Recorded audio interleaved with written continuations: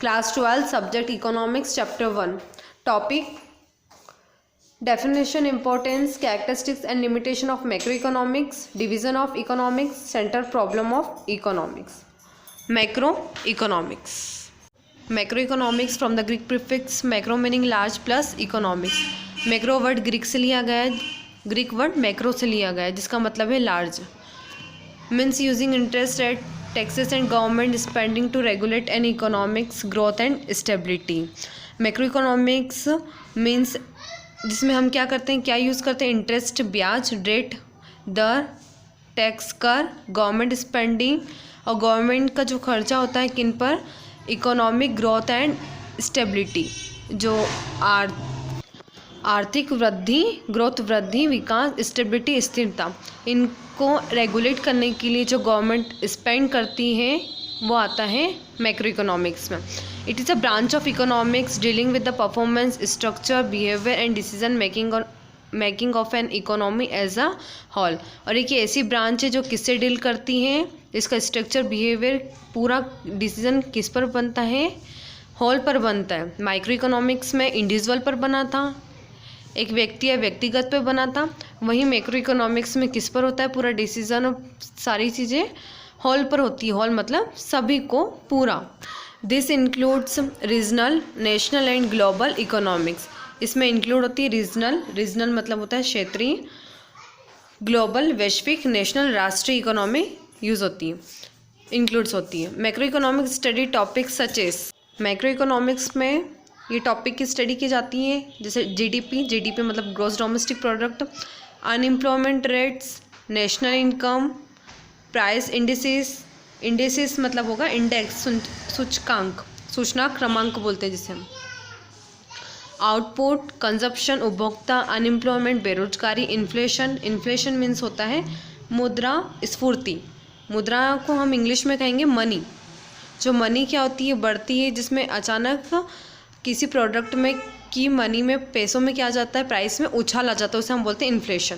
Saving बचत, investment पूंजी निवेश, एनर्जी, इंटरनेशनल ट्रेड अंतर्राष्ट्रीय व्यापार एंड इंटरनेशनल फाइनेंस मतलब वित्त, अंतर्राष्ट्रीय वित्त. तो मैक्रो इकोनॉमिक्स में इन टॉपिक की स्टडी हम करते हैं. ये हो गया मैक्रो इकोनॉमिक्स. नेक्स्ट है हमारा इसके importance, characteristics and limitation. Then हम पढ़ेंगे first characteristics of macro economics. Characteristics विशेषताएं. First study of economy as a whole. इसमें इकोनॉमी की किसकी स्टडी होती है, एज अ होल मतलब सारी चीज़ों की, पूरी चीज़ों की स्टडी करते हैं हम इसमें. सेकंड स्टडी ऑफ एग्रीगेट्स मतलब होता है कुल या समस्त.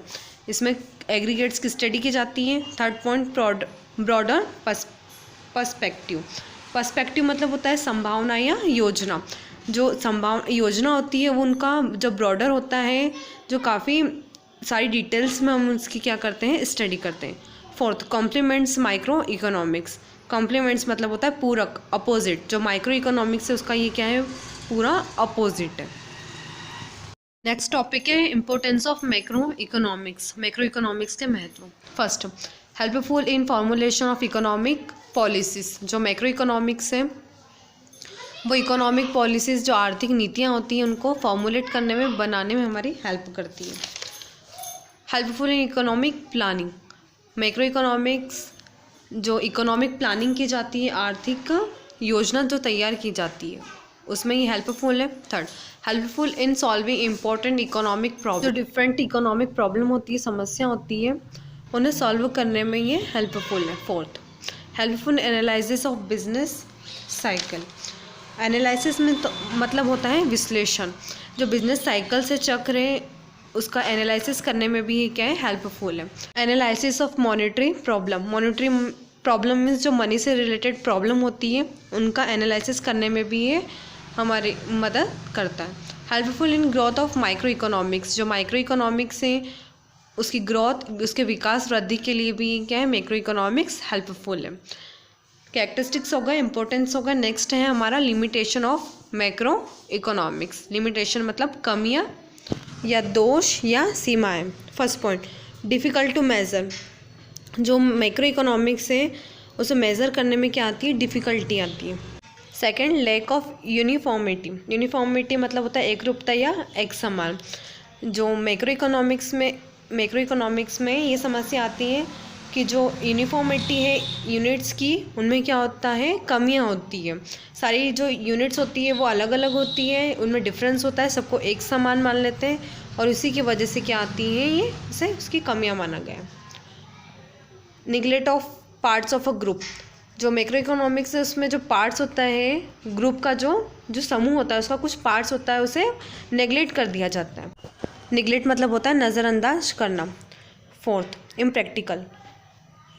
इम्प्रैक्टिकल मतलब होता है अव्यवहारिक, और मैक्रो इकोनॉमिक्स एक प्रकार की क्या है, इम्प्रैक्टिकल माना गया है इसे।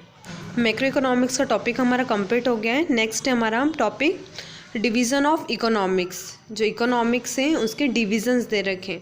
डिवीज़न को हम कहेंगे हिंदी में संभाग। डिवीज़न ऑफ इकोनॉमिक्स को हम कहते हैं डिपार्टमेंट ऑफ इकोनॉमिक्स के नाम से भी ये जाना जाता है, ब्रांच ऑफ इकोनॉमिक्स के नाम से भी जाना जाता है। तो डिवीज़न ऑफ इकोनॉमिक्स को 5 पार्ट्स में डिवाइड किया गया है।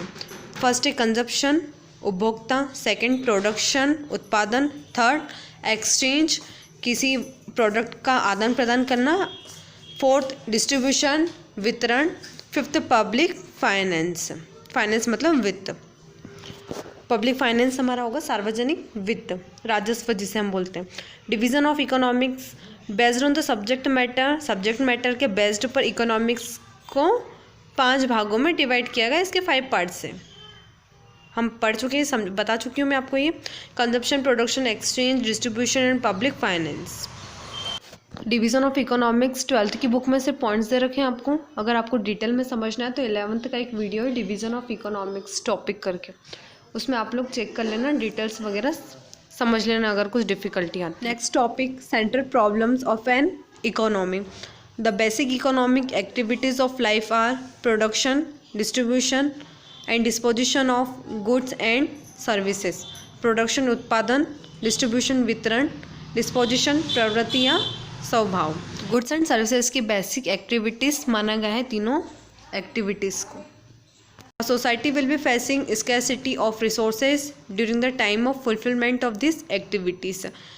एक समाज में जब क्या आती है, संसाधन, रिसोर्सेस संसाधन, स्कैरसिटी कमी, जब तीनों एक्टिविटी को के फुलफिलमेंट के टाइम पर जब क्या आती हैं, संसाधन में कमियां आती हैं उस सोसाइटी में, तब इकोनॉमिक प्रॉब्लम अराइज होती हैं। As such scarcity is evident मतलब स्पष्ट, due to the availability of limited resources and human needs having no limit. जब क्या होगा, जो रिसोर्सेज है, संसाधन है, वो हमारे पास लिमिटेड अवेलेबल होंगे और जो हमारी जो नीड्स है, आवश्यकता है, वो भी क्या होगी, उनकी कोई लिमिट नहीं होगी। तब हमें स्पष्ट रूप से जो कमी है वो दिखाई देती है। कब दिखाई देती है? जब हमारे पास संसाधन भी कम होगा और हमारी जो आवश्यकता है उसकी भी कोई लिमिट नहीं होगी, अनलिमिटेड होगी। Therefore, this variation between the supply and demand leads to the formation of central problems of an economy. और इसी की वजह से क्या आता है, एक वेरिएशन आ जाता है। वेरिएशन मतलब डिफरेंस आ जाता है, किस में आ जाएगा, सप्लाई और डिमांड में आ जाता है, और इसी की वजह से क्या होती है, central problem of an economy होती है। तो सप्लाई और डिमांड में वेरिएशन कैसे आएगा और कब आएगा, जब हमारी जो मांग है, डिमांड मतलब मांग और सप्लाई मतलब पूर्ति, जब हम किसी वस्तु की जो कमोडिटी की डिमांड हम ज़्यादा करेंगे और वो अवेलेबल हमारे पास क्या होगी, कम होगी, तब वो क्या हो जाएगी, उस प्रोडक्ट की हम कमी हो जाएगी, और उसी की वजह से क्या होती है, प्रॉब्लम अराइज होती है। The central problem of an economy revolve around this factor. और सेंट्रल प्रॉब्लम, एक इकोनॉमिक में सेंट्रल प्रॉब्लम है, उसके कुछ फैक्टर्स दे रखे हैं। Central problems of an economy revolve around this factors. First, what to produce. Second, how to produce. Third, for whom to produce. Let us discuss these points in detail. First point, what to produce. Produce मतलब उत्पादन करना. It is one of the central problems that arise in an economy. It is related to the type of goods and services that need to be produced and the quantity to be produced. ये एक central problem की क्या है, one of the main problem माना गया है, जिसमें जो गुड्स है वो किस टाइप का हम प्रोड्यूस करें और किस क्वांटिटी में प्रोड्यूस करें। Since resources are in limited quantities, क्योंकि जो रिसोर्सेज है, संसाधन है, वो क्या है, हमारे पास एक लिमिटेड क्वांटिटीज़ में अवेलेबल है, producing more of one good will result in less production of the other. अगर हम एक गुड का प्रोडक्शन करेंगे तो दूसरे गुड के प्रोडक्शन में क्या होगा, रिजल्ट में डिफरेंस आ जाएगा। इसलिए हमें बहुत सोच समझ के क्या करना होता है, प्रोडक्शन करना होता है। Second, how to produce. This aspects deals with the process और technique by which the goods and services can be produced. इसमें जो गुड्स एंड सर्विसेज है वो कौन सी तकनीकी से, टेक्निक से और कौन सी प्रोसेस से हमें प्रोड्यूस करना है वो देखा जाता है। Generally they are two techniques, ज़्यादातर दो प्रकार की टेक्निक्स होती है, तकनीकी होती हैं, which are labour intensive techniques, capital intensive techniques. Labour मजदूर, इंटेंसिव गहन, टेक्निक तकनीक, कैपिटल पूंजी, ये दो टेक्निक्स होती हैं। The choice of technique for production depends on the availability of the resources in that nation.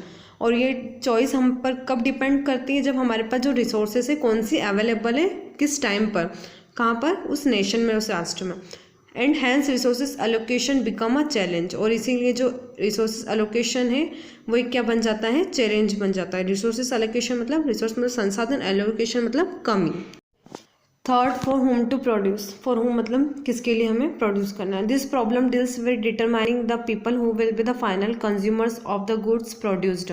ये प्रॉब्लम कब अराइज होती है, जब हमारे पास जो गुड्स है वो जो हमने प्रोड्यूस किया है वो कम होता है और डिमांड ज़्यादा होती है, तो हमें चूज़ करना होता है कि कौन से कंज्यूमर हमारे फाइनल होंगे, ग्राहक, कौन से ग्राहक को हमें ये देना है।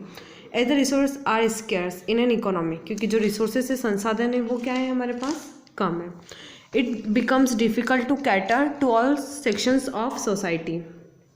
और इसीलिए क्या हो जाते हैं, डिफ़िकल्ट हो जाते हैं सारे सोसाइटी में, सारे सेक्शन को देने में। कैटर मतलब होता है आवश्यकता की पूर्ति करना।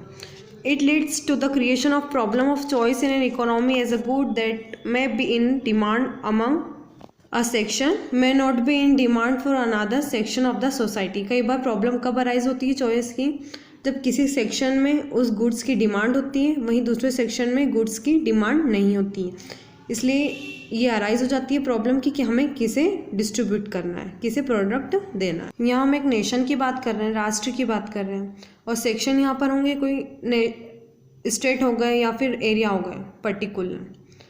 Such a situation arises due to the difference in income distribution among the population which cause a change in buying behavior। और ऐसी सिचुएशन कब होती है, जब इनकम में क्या होगा, डिफरेंस होता है। इसमें जो पॉपुलेशन की जो इनकम है वो इनइक्वल होती है, और उन्हीं की वजह से क्या आता है, जो उनका बाइंग बिहेवियर है वो चेंज होता है।